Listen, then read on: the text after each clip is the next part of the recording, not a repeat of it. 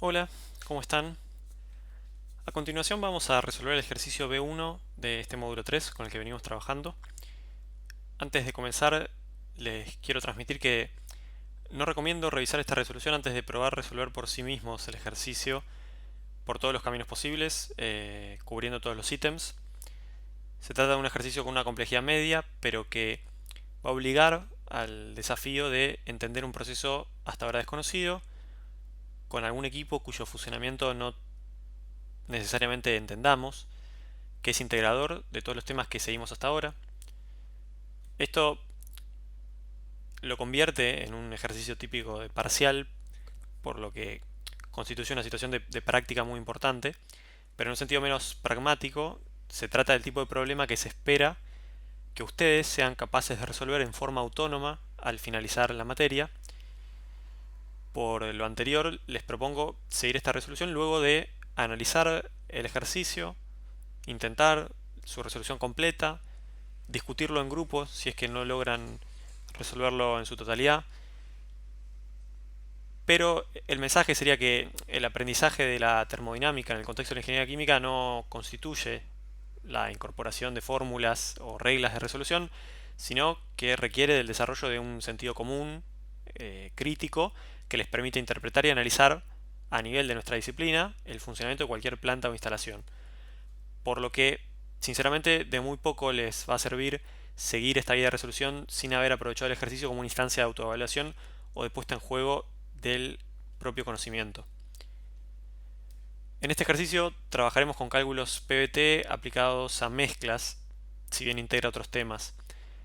El procedimiento típico para aplicar o para cálculos PVT de mezclas consiste en utilizar las mismas ecuaciones de estado que vimos para fluidos puros, pero en extensiones a mezclas.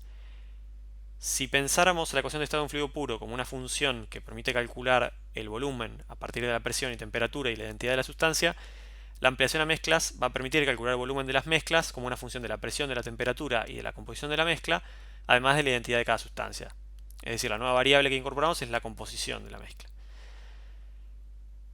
Salvo en el contexto de la ecuación virial, no existe una teoría general que entregue las que denominaremos regla de mezclado, es decir, no existen las reglas de mezclado correctas, sino que existen distintas alternativas para calcular dichas reglas que nos van a permitir hacer los cálculos PVT mediante el cálculo de algunos parámetros de las ecuaciones de estado en versiones aplicables a mezclas.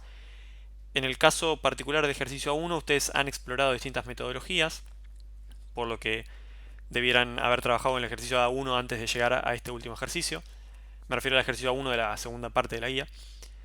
En este ejercicio en particular vamos a utilizar un enfoque comparable a los que usaron ahí, que va a ser el de las constantes críticas promedio o la que denominamos a veces regla de Kay, sobre todo en la bibliografía más antigua, porque es un método que fue planteado en 1936 y que implica tratar a las mezclas de gases como sustancias pseudopuras, es decir, como una sustancia que tiene propiedades que llamaremos pseudocríticas o promedio, que vamos a calcular como los promedios ponderados de la presión y la temperatura, y de ahí que las llamemos constantes promedio.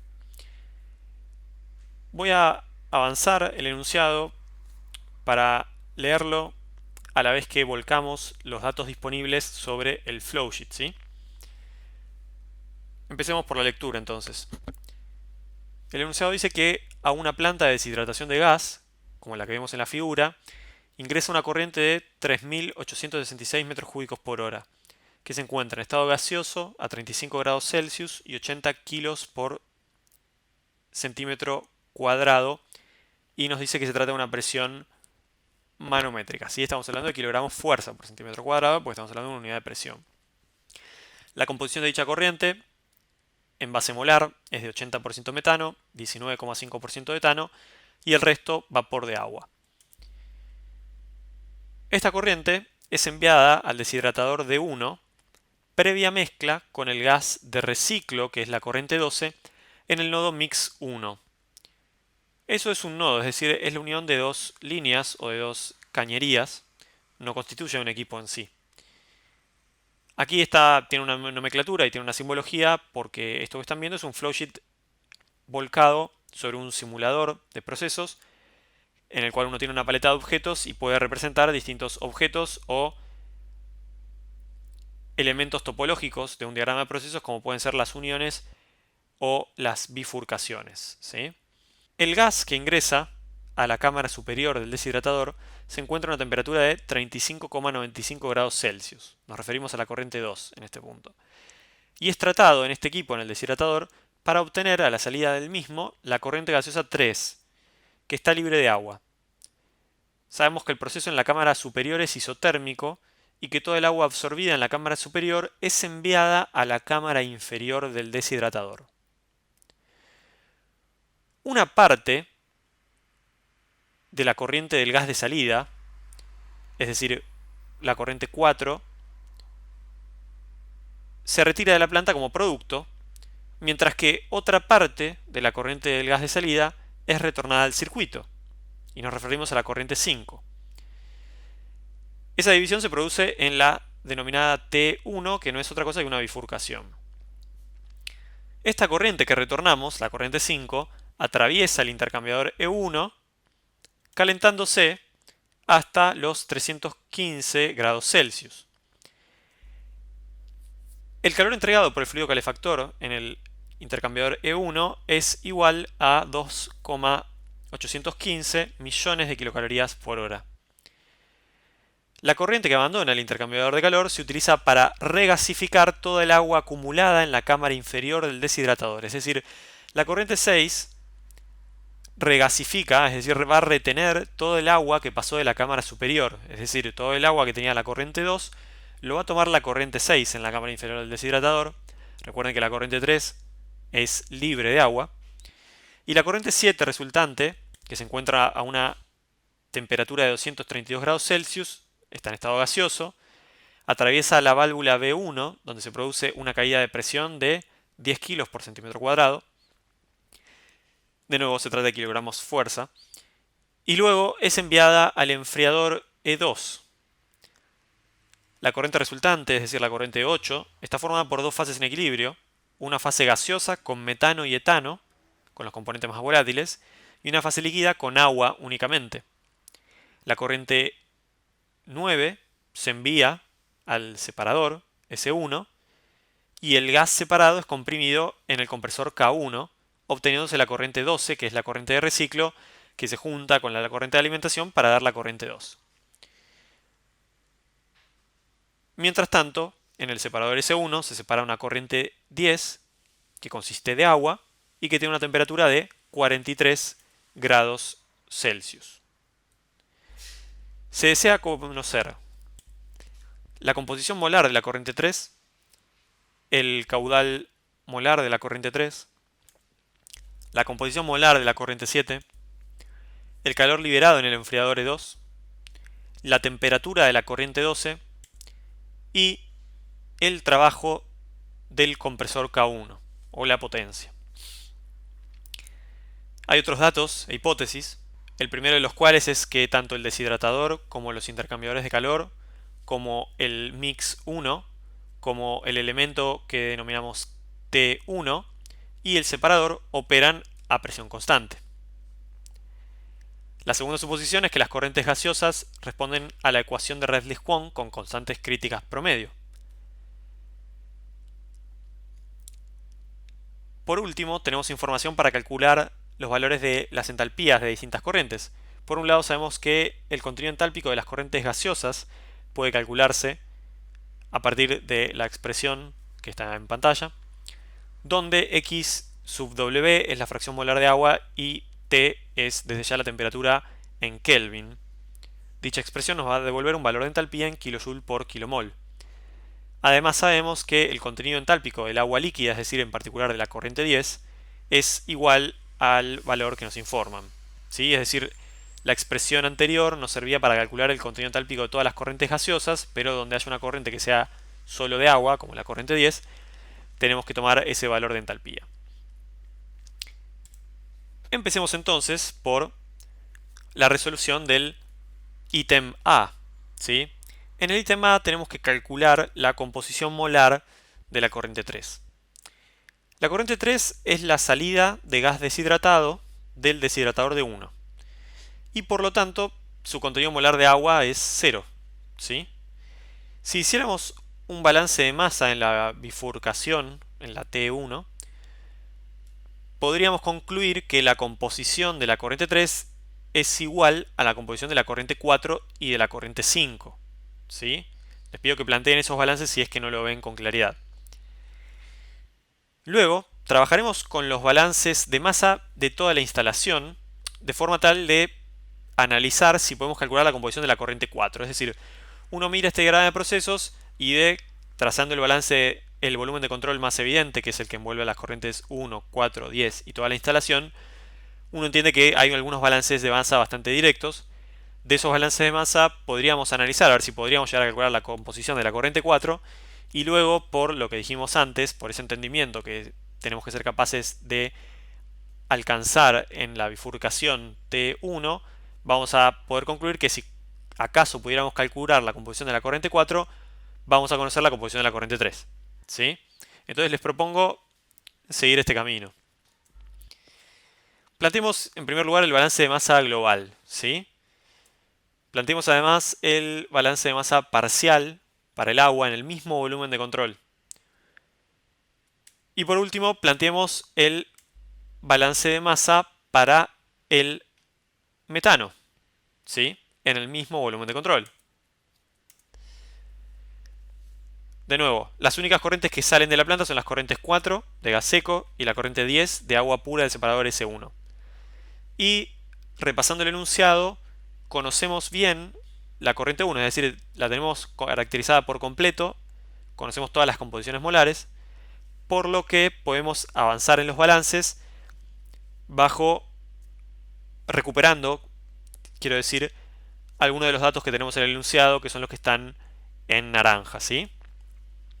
De esa manera podemos simplificar los balances escritos en gris a las expresiones más simplificadas que quedan en verde.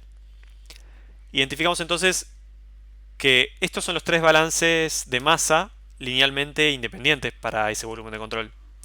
No agregaría valor un balance de masa adicional sobre el otro componente, dado que tendríamos cuatro balances de masa linealmente independientes.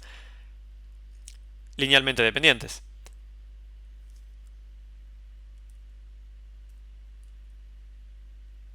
Repasemos entonces qué incógnitas tenemos luego de plantear estos balances. Si se fijan, tenemos cuatro incógnitas. No conocemos la composición molar de metano en la corriente 4. No conocemos el caudal de la corriente 4, ni de la corriente 10, ni el caudal molar de la corriente 1. ¿Sí? Sin embargo, si recordamos la información disponible para la alimentación, podríamos concluir que hay algún camino mediante el cual podríamos llegar a obtener la composición molar de la corriente 1. ¿Por qué? Porque conocemos la presión, la temperatura y la composición de la corriente 1, es decir, somos capaces de calcular la densidad mediante la ecuación de Redlich-Kwong. Y como conocemos el caudal volumétrico, mediante el cálculo de la densidad, podríamos calcular el caudal molar de la corriente F1. ¿Sí?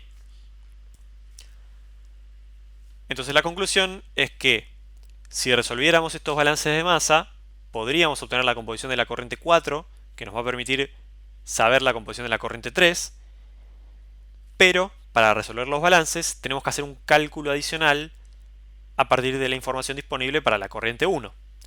Es decir, tenemos que calcular la densidad o el volumen específico a partir de la presión, la temperatura y la composición de la corriente 1, para luego calcular el flujo molar a partir del caudal volumétrico. Como decíamos al principio, para aplicar Redlich-Kwong a una mezcla existen distintos caminos. En este caso se propone utilizar el modelo de propiedades críticas promedio. Mediante dicho modelo vamos a estimar los parámetros críticos para la mezcla realizando promedios ponderados a partir de la composición molar de la mezcla, calculando la presión crítica promedio y la temperatura crítica promedio, vamos a poder calcular los parámetros A y B para la mezcla. Y conocidos los parámetros A y B, somos perfectamente capaces de resolver la ecuación de Redlich-Kwong. Desde ya que a esta ecuación, que es una ecuación cúbica, el volumen, la vamos a resolver en forma iterativa. En este caso les propongo una iteración manual. Es un buen momento para practicar la metodología, tomando como valor inicial la densidad del gas ideal a la misma condición de temperatura y presión. Y en el esquema que les propongo, yo voy a comparar los resultados obtenidos mediante el cálculo con la ecuación de Redlich-Kwong de presión versus el valor dato de 79,43 atmósferas, y acá estoy escribiendo la presión en unidades absolutas. Es decir, como método numérico estoy utilizando una variación del método de punto fijo. En vez de igualar la función a cero, estoy directamente chequeando el resultado de la presión. Repasemos entonces cómo sería el procedimiento de iteración. Mi primer paso va a ser calcular un valor de presión asumiendo que la densidad de la mezcla es la densidad del gas ideal.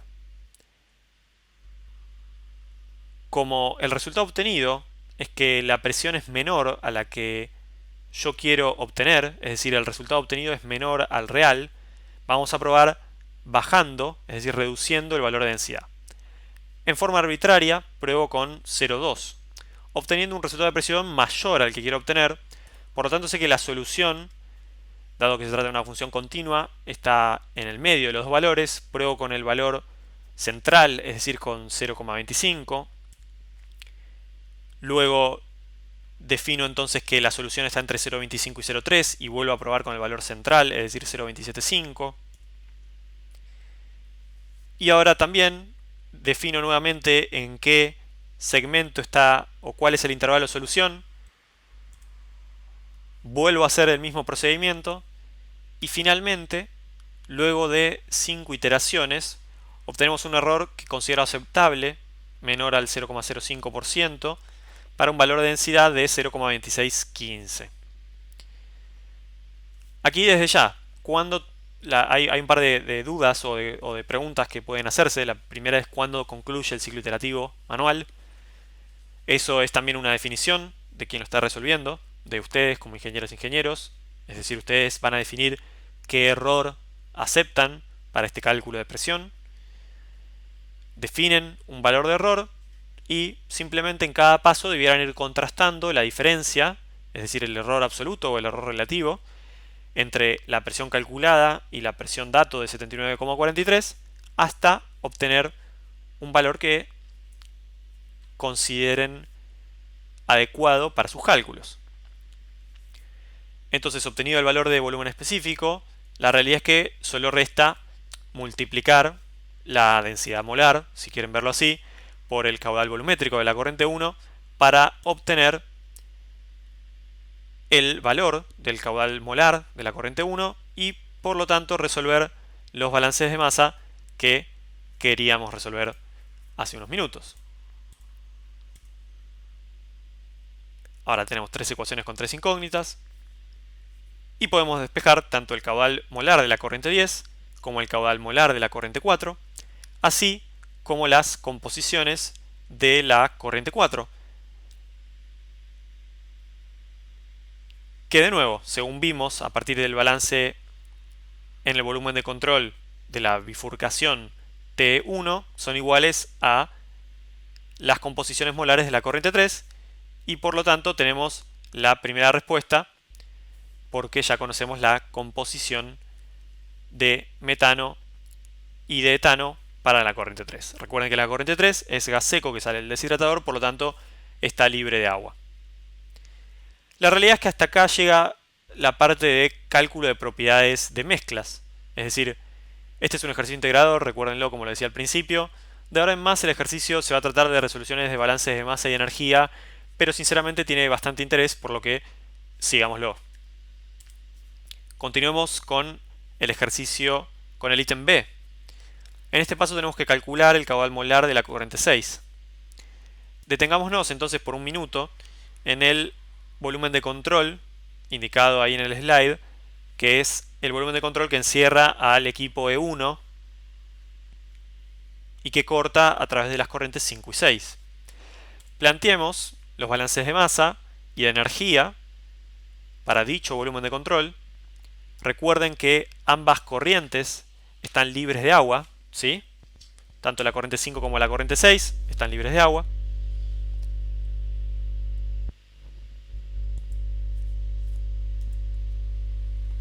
Además, sabemos que el proceso en la cámara superior del deshidratador es isotérmico y por lo tanto la temperatura de la corriente 3 es igual a la temperatura de la corriente 2. Además, y si no lo ven, planteen un balance de energía en la bifurcación que separa a las corrientes 4 y 5 a partir de la 3, pero no hay cambio de temperatura en dicha bifurcación y por lo tanto la temperatura de la corriente 5 es igual a la temperatura de la corriente 3, que es igual a la temperatura de la corriente 2, que es un dato, mientras que sabemos la temperatura de la corriente 6 es 315 grados Celsius.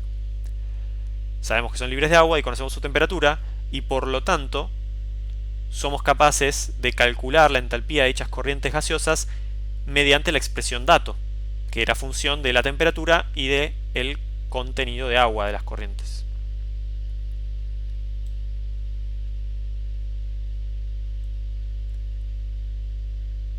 Calculamos las entalpías de las corrientes 5 y 6 y podemos obtener el caudal molar de la corriente 6, que es además igual al caudal molar de la corriente 5.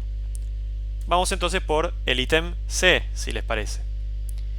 En este ítem tenemos que calcular la composición molar de la corriente 7, ¿sí? Analicemos este volumen de control, que encierra a la cámara inferior del deshidratador.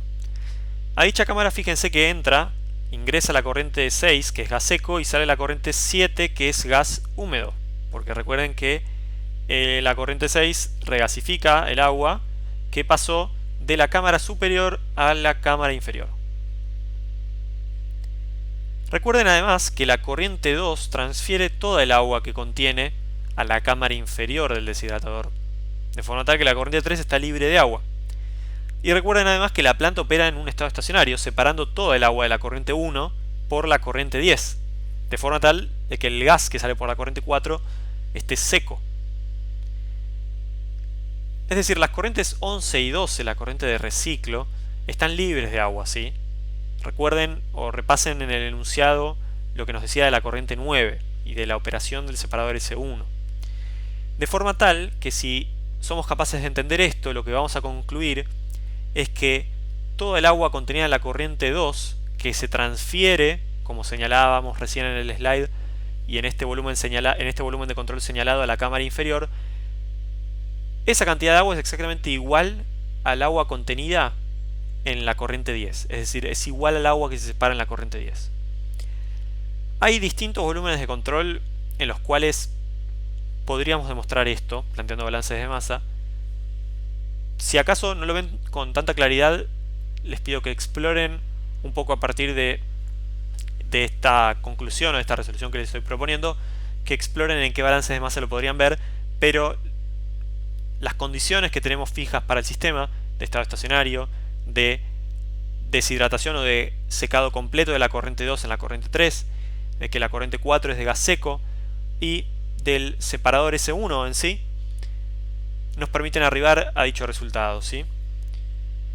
Por lo que no me voy a detener mucho más en esto y vamos a plantear entonces los balances de masa globales para la cámara inferior y además los balances de masa para el metano y para el agua en la cámara inferior, pero presten atención que a la flecha azul que representé en el esquema, es decir, al agua que pasa de la cámara superior del deshidratador a la cámara inferior, directamente lo estoy llamando corriente 10, porque sé que es solo agua lo que se transfiere en el deshidratador de una cámara a la otra y que esa cantidad de agua tiene que ser exactamente igual a la cantidad de agua que separo en el S1.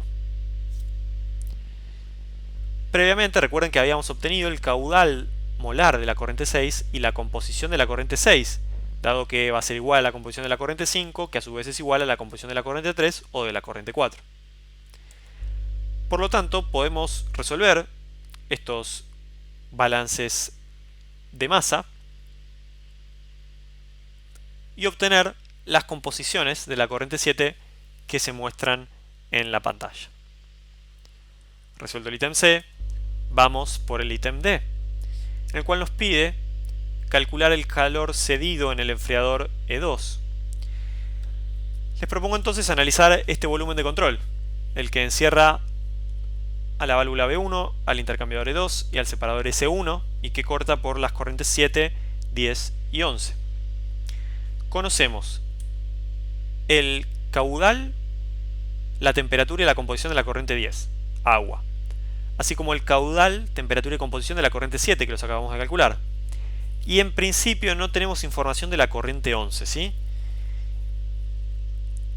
Sin embargo, sabemos que el separador S1 es isotérmico.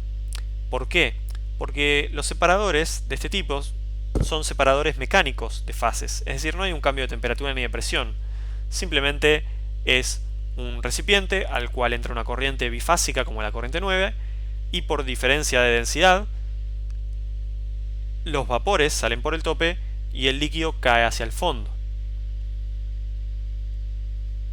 Luego, la temperatura de la corriente 9 tiene que ser necesariamente igual a la temperatura de la corriente 10 y a la temperatura de la corriente 11. Este es un resultado importante, ¿sí? Y respecto al caudal de la corriente 11, estudiando este segundo volumen de control que estoy representando ahí en la pantalla, ustedes podrían concluir que el caudal de la corriente 11 es exactamente igual al caudal de la corriente 6 o al caudal de la corriente 5. ¿Por qué? Porque en este segundo volumen de control vemos que la corriente 6, que estaba libre de agua y que toma el agua que entra también a este volumen de control, fíjense porque estoy encerrando solo la cámara inferior del deshidratador, se despoja de esa cantidad de agua en el separador S9 y esa cantidad de agua es la que recupero por la corriente 10 y por lo tanto la corriente 11 solo contiene el metano y el etano contenidos en la corriente 6. De nuevo, esto es simplemente un balance de masa en dicho volumen de control. Les pido que lo planteen si es que tienen alguna duda. No lo vamos a plantear acá, vamos a avanzar en la resolución de los balances de masa y de energía para el primer volumen de control, que son los que vemos a la derecha. Conocemos entonces caudales, temperatura y composición de la corriente 7, caudal, temperatura y composición de la corriente 10 y caudal y temperatura de la corriente 11, y además sabemos que está libre de agua la corriente 11. Con los datos de temperatura y de composición podemos calcular las entalpías de las corrientes gaseosas mediante la expresión dato. Y luego directamente resolviendo el balance de energía calculamos el calor del intercambiador E2.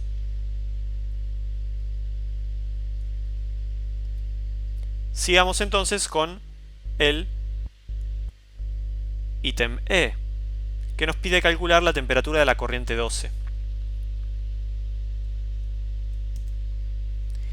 En este caso les propongo estudiar el volumen de control que muestro en la pantalla y plantear los balances de masa y energía para el nodo Mix 1. Repasemos los datos. De la corriente 1 tenemos toda la información necesaria. De la corriente 12 sabemos que está libre de agua, pero desde ya no conocemos su temperatura. Conocemos su composición, porque conocemos la composición de la corriente 11. Y conocemos la temperatura de la corriente 2. Sin embargo, no conocemos la composición molar de la corriente 2, es decir, no sabemos el contenido de agua de la corriente 2.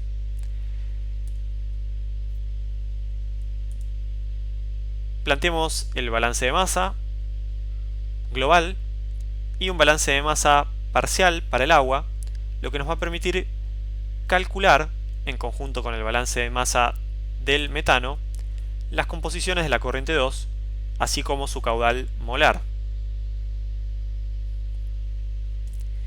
Finalmente, planteando el balance de energía del volumen de control que tomamos al principio,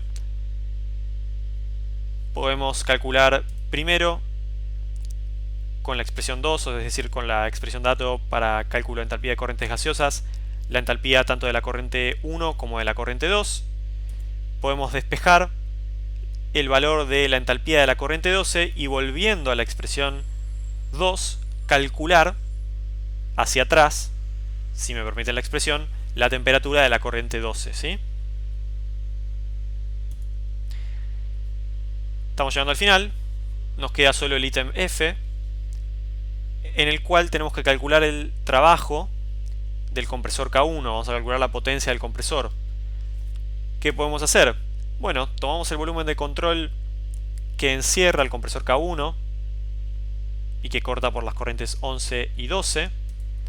Conocemos los caudales molares, conocemos las entalpías de la corriente 11 y de la corriente 12, y por lo tanto, si planteamos el balance de masa y el balance de energía en dicho volumen de control, podemos despejar directamente, con un cálculo simple, la potencia necesaria para operar dicho compresor.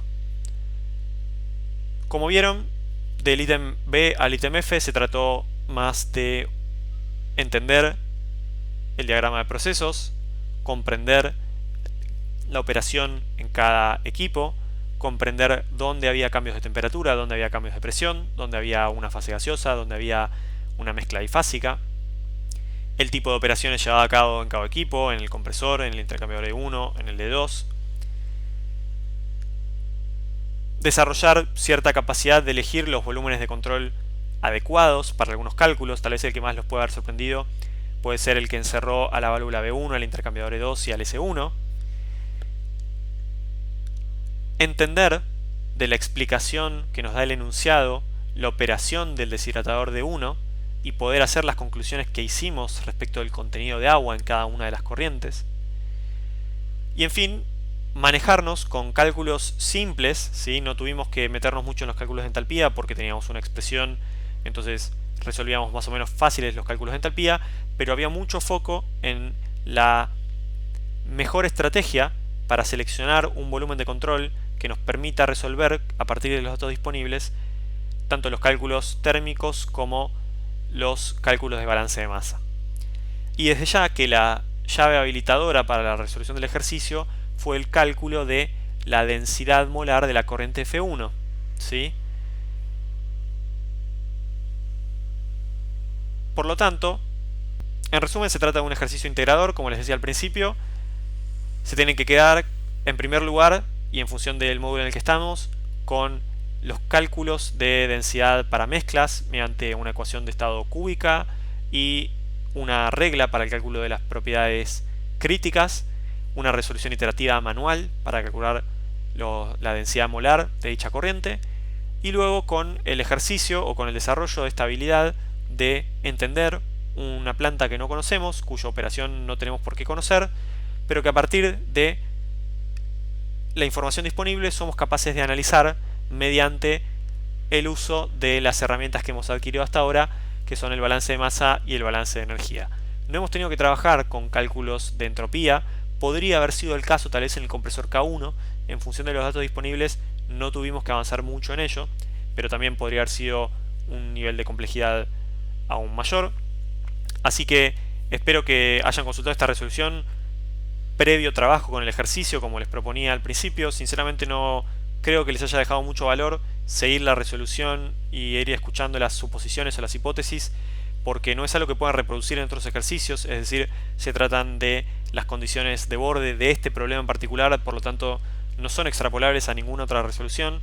Y esto se los digo un poco para que se pregunten sobre qué vínculo están estableciendo con estas esquemas o estas propuestas de resolución que ven en diferido y que uno tal vez se siente un poco tentado, digamos, a consultar previo a tratar de sacar todo del ejercicio y a analizarlo de todas las formas posibles, que creo que va a ser lo más valioso, ¿sí? Por lo tanto, espero que haya servido esta resolución y nos vemos la próxima. Gracias.